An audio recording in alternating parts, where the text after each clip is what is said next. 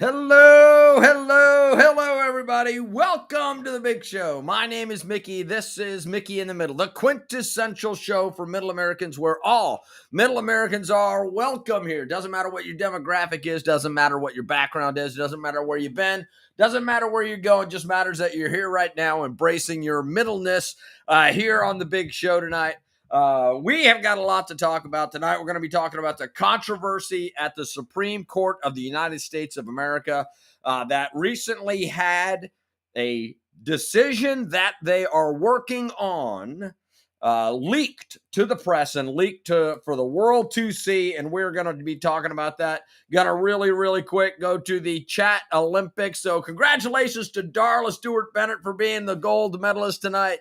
Congratulations on the gold medal. And hey, Susie, how you doing? Susie medal, silver medal, Susie. Susie's coming in with a silver medal, which is absolutely awesome as well. And then when we get a bronze medal winner, if you want to be the bronze medalist, all you have to do is make a comment and congratulations, you win the bronze medal tonight. So without further ado, I have to tell you, all morning long, my good partner, Nicole, Nickey in the Middle, down there in Mississippi, and I sent text messages and sent Facebook Messenger back and forth this morning talking about this whole controversy at the Supreme Court and about what we thought about it. And, she's got her ideas. I've got my ideas. Like I said, she's a different generation than me. She's a different gender than me. She is in Mississippi. I'm in Arkansas. She is a totally different person with totally different ideas and a totally different perspective on things. So without further ado, welcome to the big show, Nicole. How you doing? Hey, guys. Hey, I am so glad that you're here tonight. So how things down in Mississippi? They're good. Getting ready to go As the pick up song mom. says, Yeah, as they say, down in Mississippi and up to no good. sometimes. No, there's a song, right? So there's a song. So, gonna refer Hey, a lot darling. to my notes. I'm gonna refer a lot to my notes. Just want to let you know that we are now live on Twitter as well. So now we are on Facebook, we are on YouTube, we are on Rumble, and we are now on Twitter. So you have upped your game, Nicole.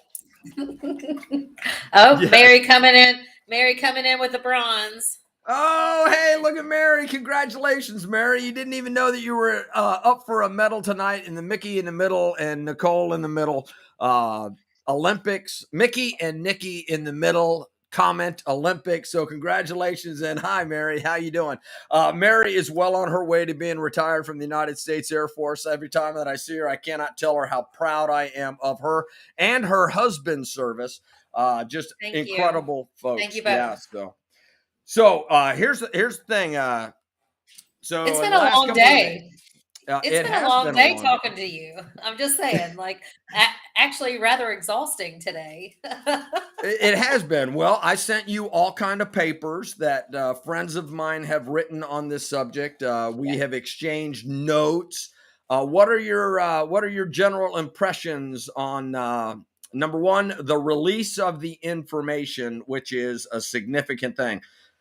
This is the first time that a decision that is being weighed by the Supreme Court of the United States has been released in the history of the United States. I think it's a political game. I think that somebody released it to ensure their votes in the next election. I don't think it was leaked. I think it was let out. You think it was let out? So, but you don't think any of the justices did it?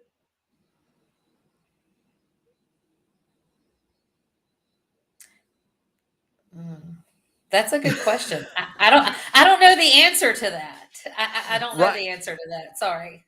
Well, so the way that I understand the Supreme Court works is you have the 9 justices, and then you have 4 clerks that are entrusted with everything at the Supreme Court to work for each one of the justices. So 9 times 4, that'd be, what's that, 36?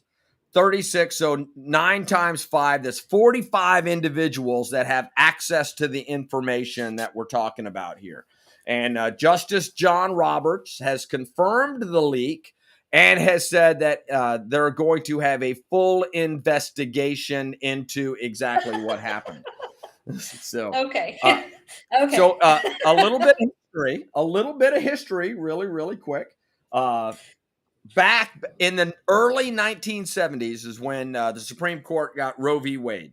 We're going to talk a little bit about the history of that, but inside of that, one of the justices, Douglas, had a memo where he was discussing this very court case in 1972.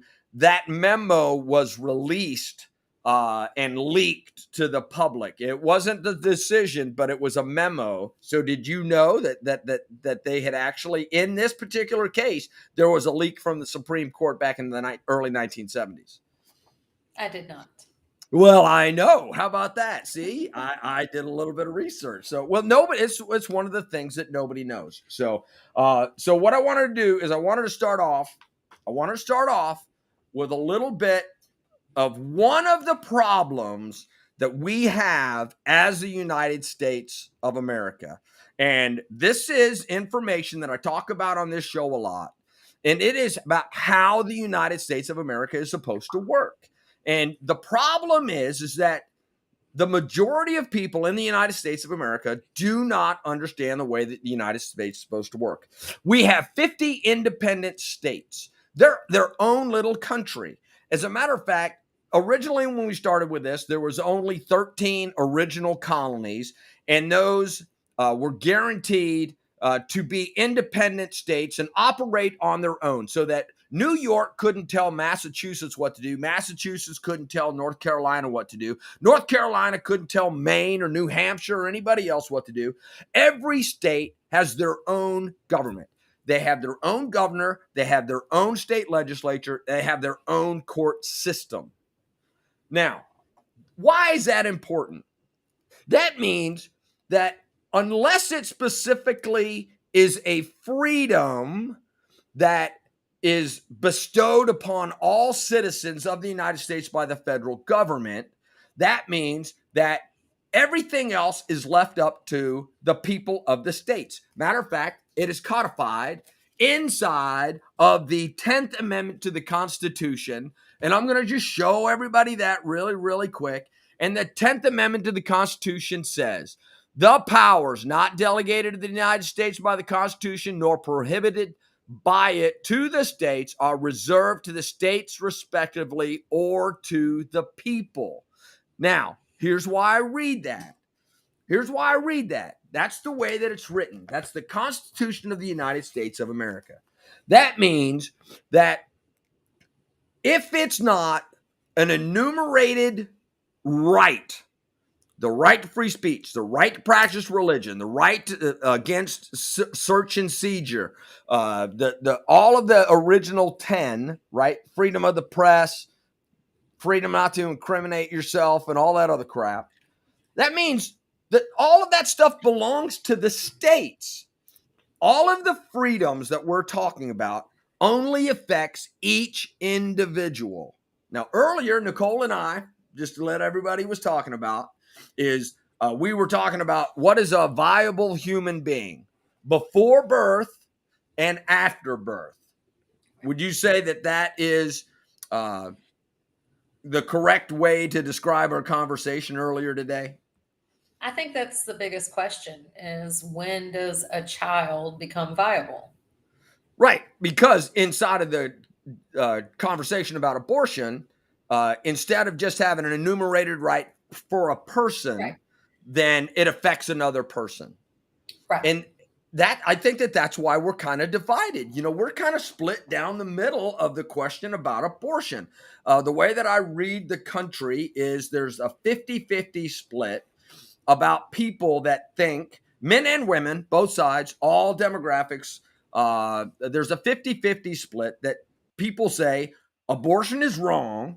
And then the other 50% say, well, it's a woman's body, it's a woman's choice without limitations. And you can see that into laws in New York that say that up until a child is born, that somebody can have can elect to have an abortion. California, they have very liberal abortion laws out in California. But other states are saying, hey, look here. Whatever they're doing in New York is New York, and whatever they're doing in California is California.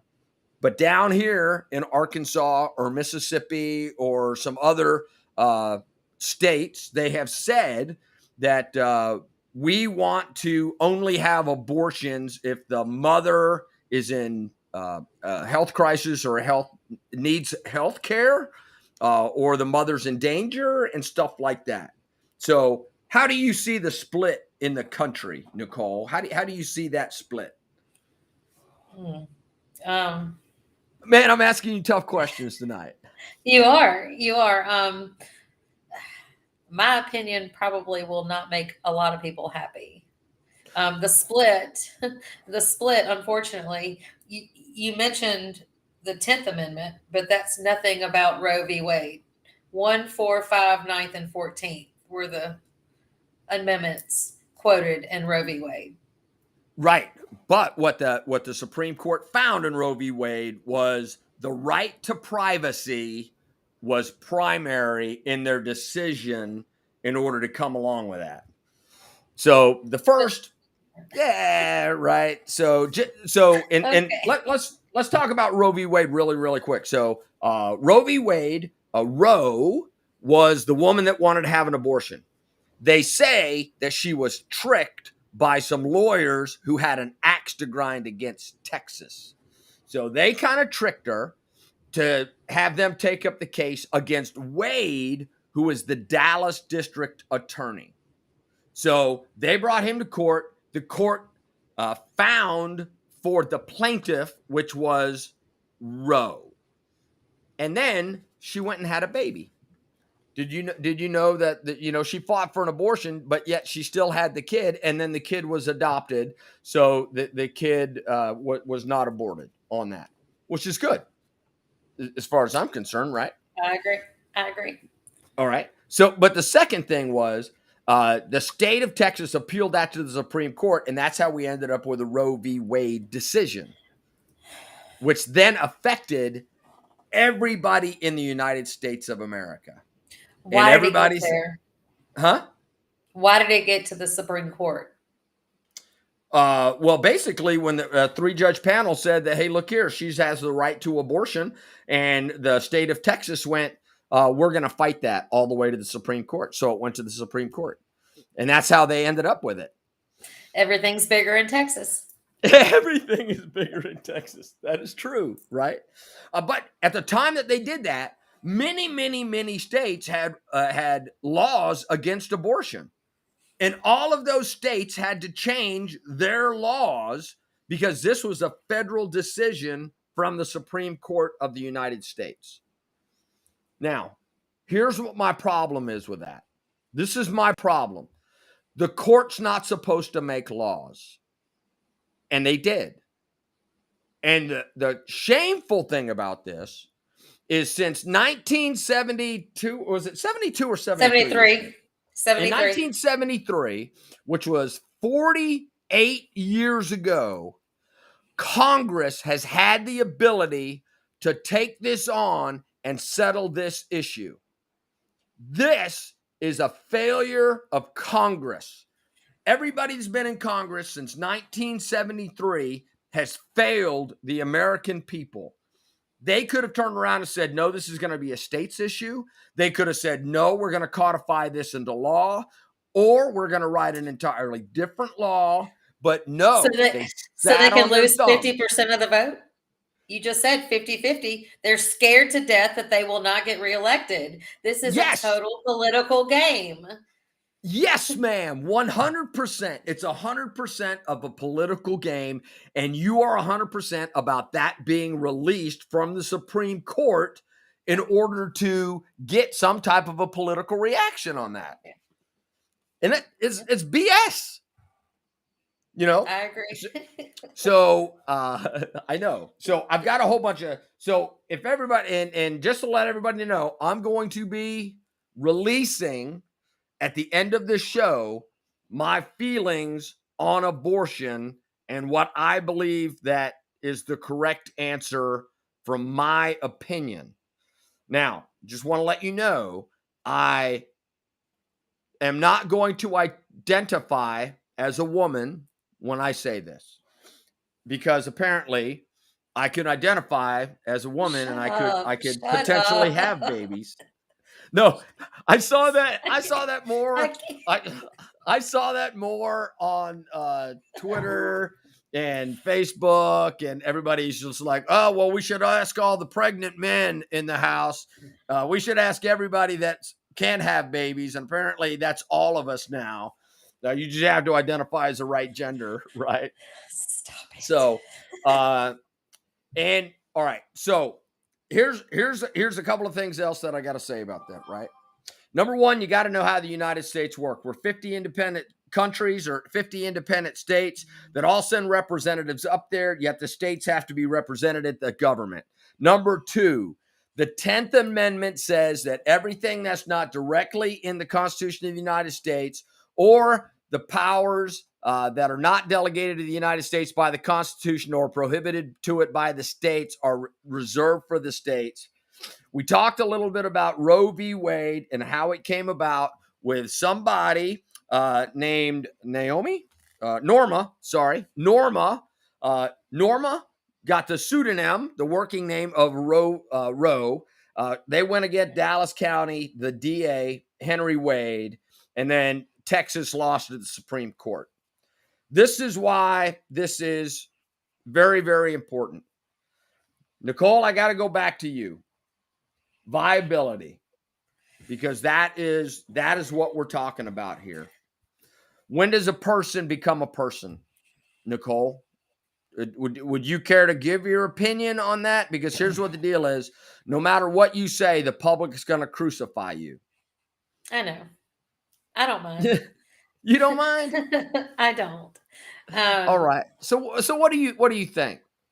All right. So we talk about genetics and being a male or a female, right? It's the same thing. There's an egg, there's some sperm. And the minute that it meets and creates a baby, it's still a baby. It doesn't it doesn't matter how long they're there. If the egg and the sperm meet and it's a match, it's a child. Sorry. Got it.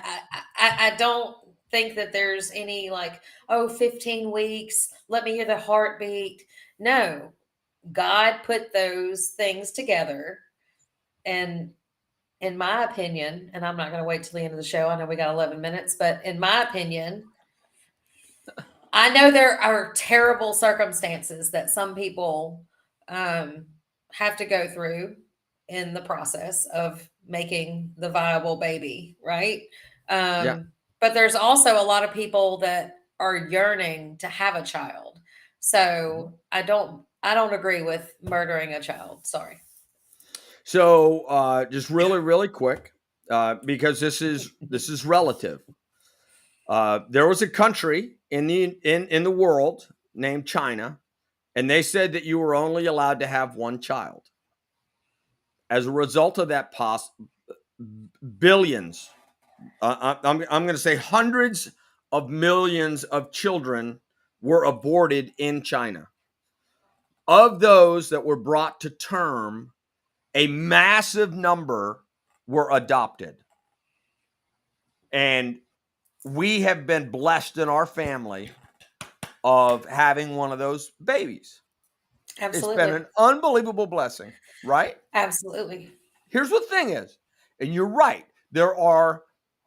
This has to be handled with sensitivity and love and understanding and empathy and sympathy and everything else that you can come up with, because there are several problems here. Number one, and above all, is education. Did I tell you the conversation I had with Sydney?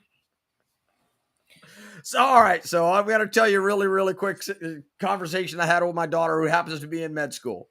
My daughter, who is in med school, called me up the other day, and we weren't even talking about this, but she's been talking a lot about the systems that make human beings work. And she said, do you know that we do such an unbelievably horrible job about telling people about sex and about how babies are made and about the human body and the human condition? She goes, it is an absolute shame that I had to be 23 years old and go to med school to learn the stuff that I have learned. And I was like, I love her. I thought your mama had a conversation. The birds and the bees. The birds and the bees. And she goes, oh, yeah, we had a conversation. And I was like, haven't we've had she goes, no, Dad, we haven't had conversations. And I'm like, okay, but I told you not to sleep with anybody. So right, exactly. So right. Don't get knocked up. Wear protection if you do. Those type things, right? Right. So don't get anything you can't wash off. Yeah, exactly. So we had that conversation, and I remember when my mom had that conversation with me.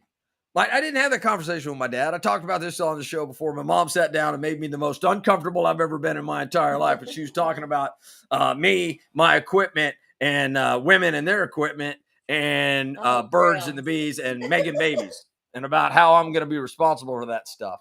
But at the same time, right? So at the same time, that was early 70s, and we didn't have that we knew about Roe v. Wade, but that we were Catholic, so that wasn't even an option, right? Anybody in our house that was going to go get pregnant or get somebody else pregnant is going to be responsible for that child.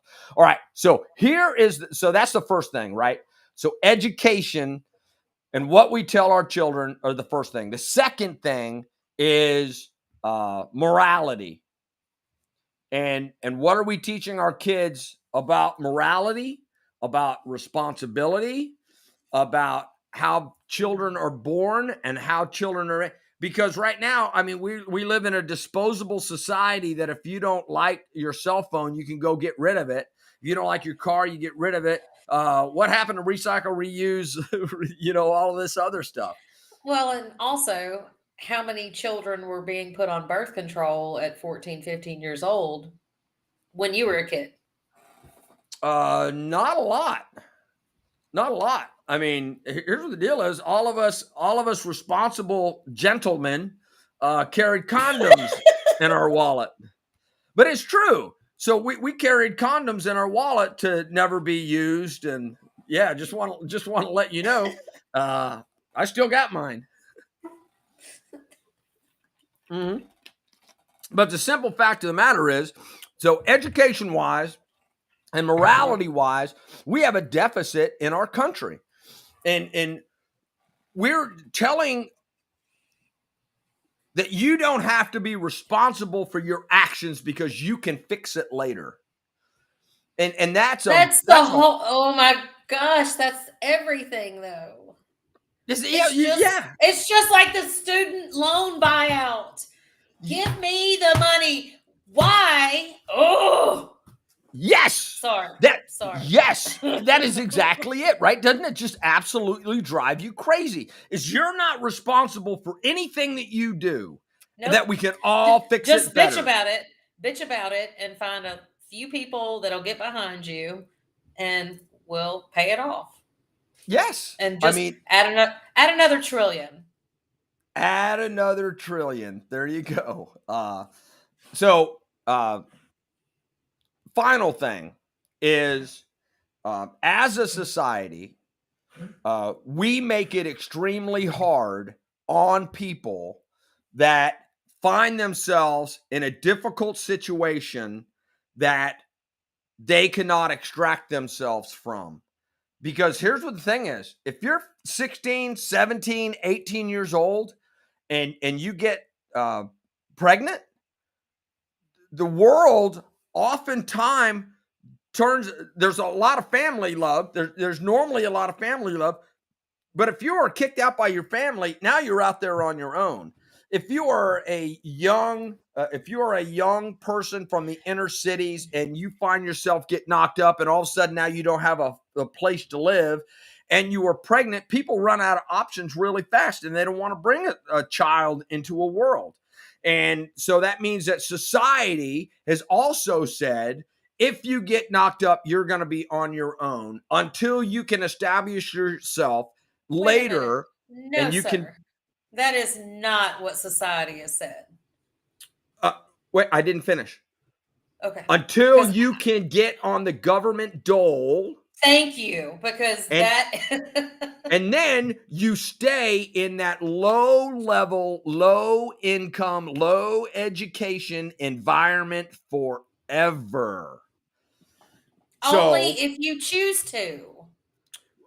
Right, because I'm people very sorry, but you don't have to stay in that. You don't have to stay in that. I believe that. I believe that you don't have to say it. But do you think that people that are are young and have that same mentality that you and I have? No, because they're watching 16 and Knocked Up or whatever the MTV bullshit on reality shows is, and they're thinking, why can't I do it? And they're getting a check, and they don't care.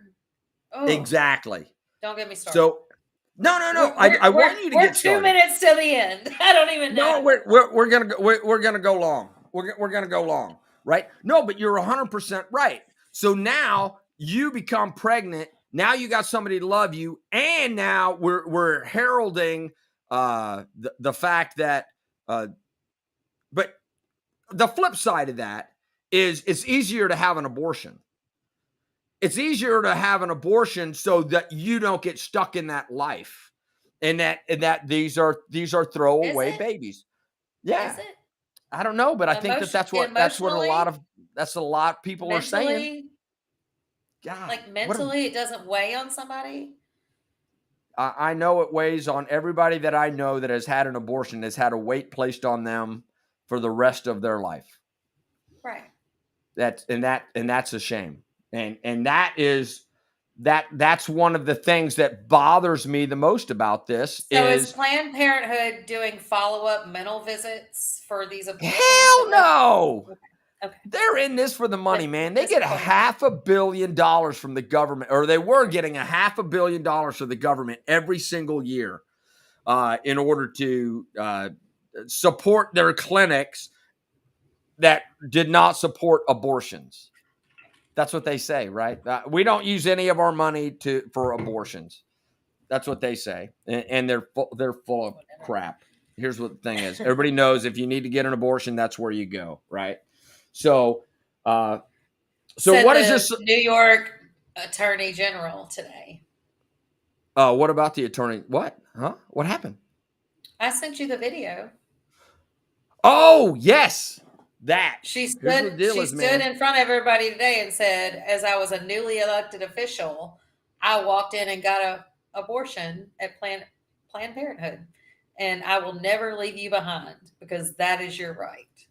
I did not see that portion of the video, so I must have been, I don't know, must have been getting coffee or something during that, because here's what the deal is: she was militant about it. So Here is what this whole show is getting down to. The simple fact of the matter, if Roe v. Wade gets overturned at the Supreme Court, because the Supreme Court, as they have written in their pre-released or in their pre-released in their leaked whatever the hell, right? That was written in February. In February now. Well, right, May. Yeah, right. But see, so the way that they work is they hear a case, and then they all go to their separate chambers, and they get together multiple times in a room to discuss each case and the merits of the case. And then they read all of the documentation. They have all of their law clerks come up with their stuff. Then they sit in, and then they go back together, and then they pick somebody to write the winning side, and then they pick somebody to write the losing side. And then if somebody wants to write the losing side, now you got to remember, sometimes it's in the Supreme Court, it's 9-0 the decisions come down 9-0. So only one person has to write and everybody signs off on that. But every one of the Supreme Court justices has an opportunity to write for the decision or a dissent. So literally 9 of the justices can write every single time a decision is made, and every one of the supports or every one of the dissents will go into the decision as part of the official record. This was never on that. So this was one of the things that was circulating among them, to have everybody read and agree or read and change or make edits or say, hey, look here, I didn't think about this. I might have changed my mind, or, so that's what was released. So that's not an official document. That was just one of the possibilities that was out there. And then it had everybody's name on it. So, but here's the thing is, abortion in the United States is not going away if the Supreme Court flips this. It's just not going away.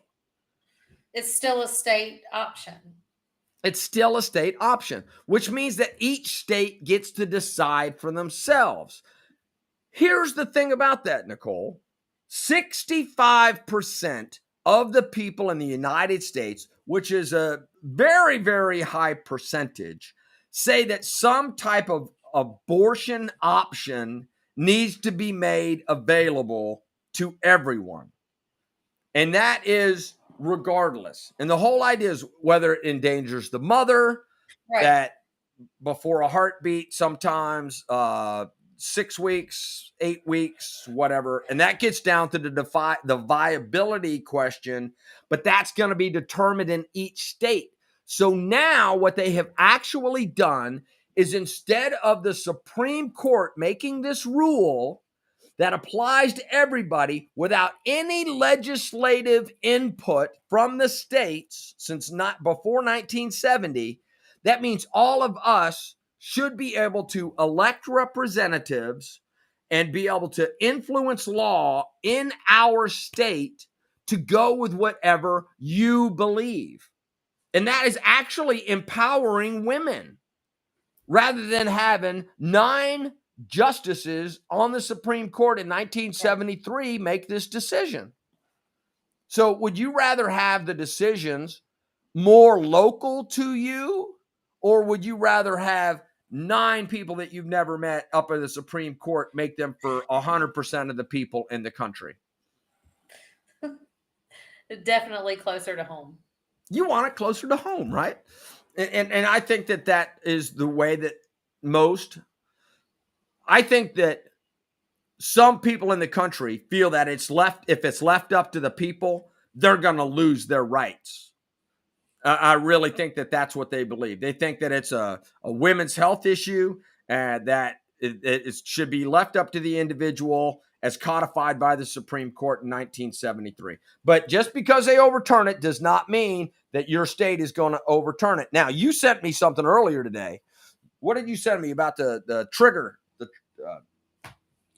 I don't have my phone. The trigger states, Nicole. No, just tell me what the idea behind that is. What's the idea behind that? As soon as the states, as soon as Supreme Court turns it over, you wrote me and said 18 states have been trigger laws to ban abortion if Roe v. Wade is overturned. Right. So that's a lot of states. 18 out of 50.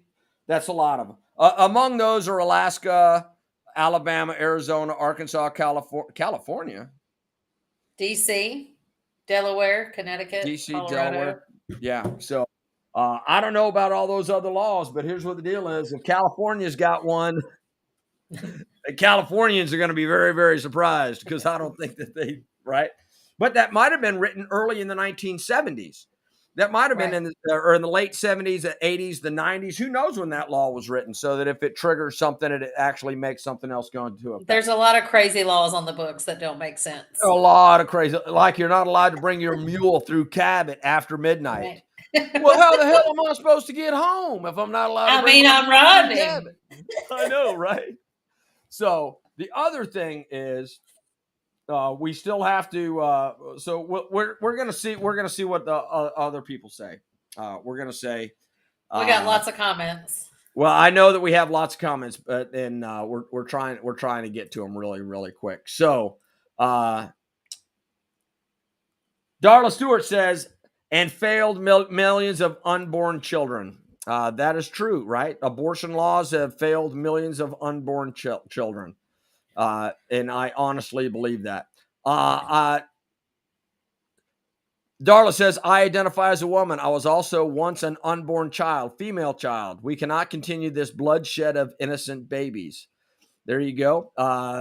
Darla says, don't apologize, Nicole. I agree with you. Eric Jackson says, well stated. Mickey, it's not the sleeping that causes it. when I said sleeping with somebody, I think. Yeah. Growing up on a farm used to have a large part to teach how reproduction happened. Oh, this is a great point, right? Growing up on a farm used to have a large part to teach how reproduction happened. The only thing left out was the human emotion part of it. And here's what the thing is. We have done such a terrible job and a terrible disservice to our kids by not letting them know how the birds and bees work and what the odds are. Is like, yes, you can get pregnant the first time you do it. Just saying. Shut up. No, seriously, you can. Right.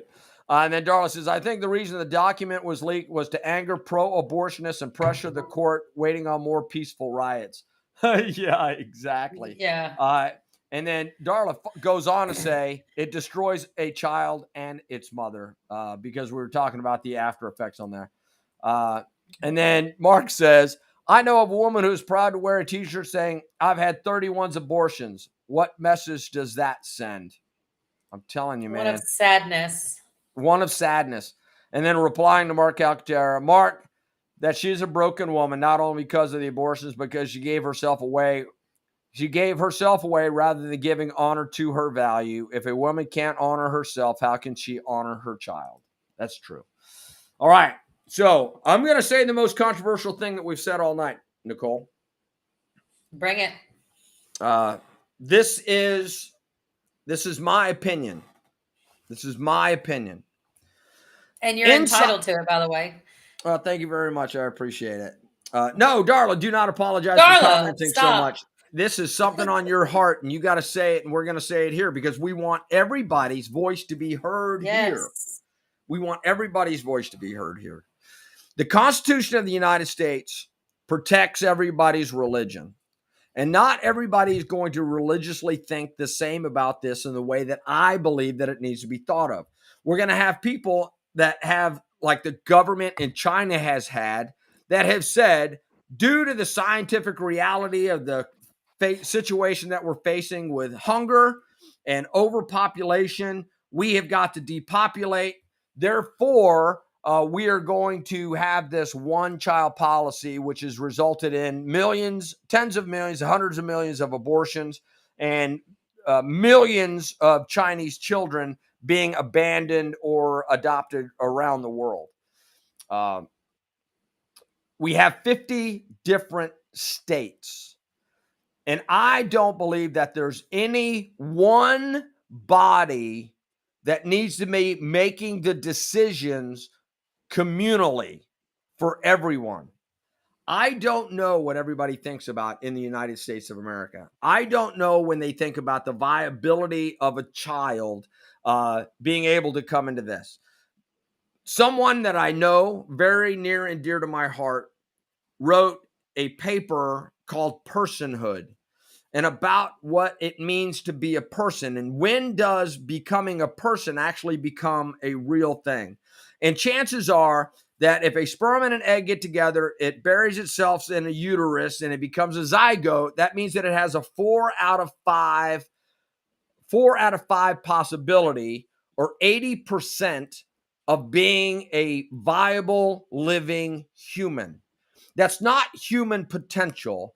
That is the straight up odds that if that does not get interfered with, there's an 80% chance that is going to happen. The second thing is that if left untethered, that means that person has a future if left undisturbed and could solve all of our problems. What if happens if they can solve global warming? Pop out when they're 3 years old, go, hey, I'm a messenger. Just want to let you know this is the way you global warming. Just so Right? you know. Just so you know, this is a really easy answer to that. Right. I'm not sure what those people could have contributed to our world. But I know this, the simple fact of the matter is that I can't speak for everybody. And I don't know what the viability issue is, but I know that 9 people making that decision in 1973 was probably incorrect because they forced many, many states and many, many communities and many, many religions to say, hey, this is an option for every one of your children inside and outside of your churches, inside and outside of your communities. And you don't even get a say on the moral character of your community, of your family, of your church. So I can't say whether abortion is right or wrong, except for myself. And I say that if we use our brains, if we educate our young, if we get a moral base, that even if somebody has decided that abortion is legal, if we do this the right way, nobody should choose it because it would be abhorrent and that it would be so untenable, so that it would be so terrible, that it would be such a mind shift that it would never even be a possibility for our children. Because morals have more to do with what's inside your soul and what's inside of your brain and way that you look at yourself and respect yourself. That if you have enough of an education and you have enough of a moral and you have support from the community, that nobody would ever think that that's an option. So that's the decision that I have to go with, is we have to work harder, because even if they make a law that says abortion is illegal, people are going to try it. Even if there's a law that says every abortion is legal, there are going to be some people that still have the moral compass to not get one, no matter how bad their situation is. So I'm asking everybody to work inside of your sphere of influence to make abortion not only morally wrong, but make it so that we have communities that make it possible for everybody to say, I will have this baby and we will all take care of everyone in here. Because it doesn't matter what the law says. You're still going to have people that are going to go both ways. And that's, I just want everybody to make the right decision. And it doesn't matter what the government says. It matters what's right in our heart. That's about it, Nicole. Sir. All I want is people to understand that we got to do a better job. We got to do a better job when it comes to this. And it doesn't matter what the government says. It is a choice, but what have we led up to that choice with, I think is what you're saying. Exactly.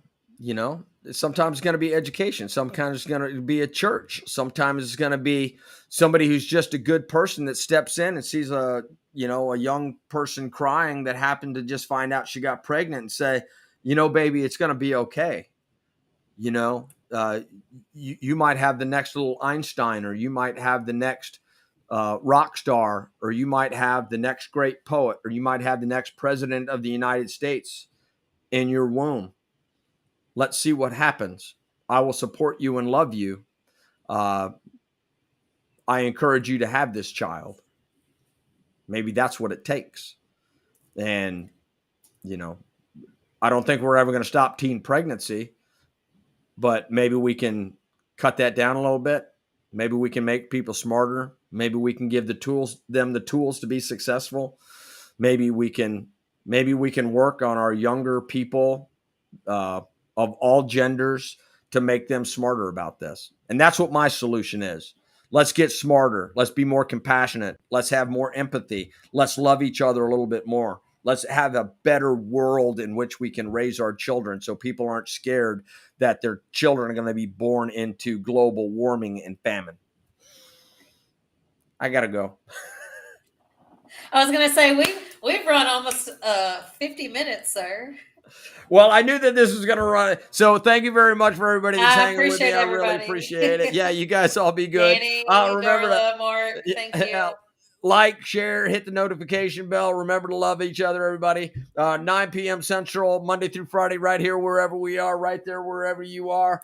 Thank you. Embrace your mentalness. Be awesome out there, and we love you. We'll see you next time. And good night, small one. I love you. See ya. Oh, where's the video? Bye. See ya.